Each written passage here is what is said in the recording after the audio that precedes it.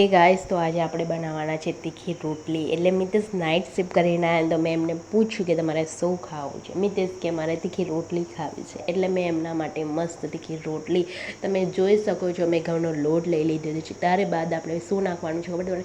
મરચું, મીઠું, હળદર, લસણ મરચાંની પેસ્ટ અને તલ નાખી દેવાના છે. તલ જરૂરથી નાખજો, મસ્ત તમારો એનાથી સ્વાદ બહુ જ મસ્ત આવશે. ત્યારબાદ તમે તેલ રેડીને મોવણ રેડીને મસ્ત રીતે તમે મિક્સ કરવાનું. પાણી રેડીથી તમારે લોટ બાંધી દેવાનો છે મસ્ત રીતે. ત્યારબાદ આપણે થોડુંક તેલ રેડીને ઉપરથી મસ્ત રીતે એને ગૂંદી લેવાનો છે, મસ્ત રીતે લોટ બાંધી દેવાનો છે.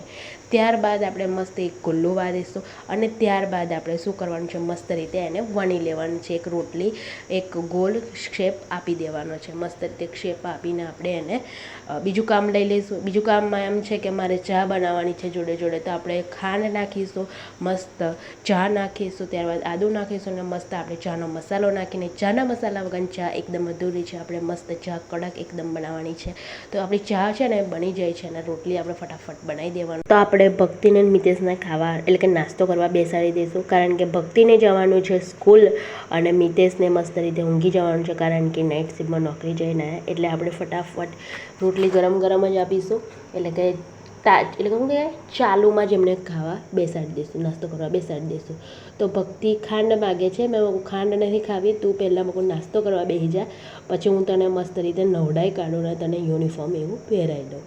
તો એ ભક્તિ મારી પાછળ પાછળ એ કરે છે, બોલો આવી જાય કરે છે. લાઇક શેર સબસ્ક્રાઈબ કરી દેજો.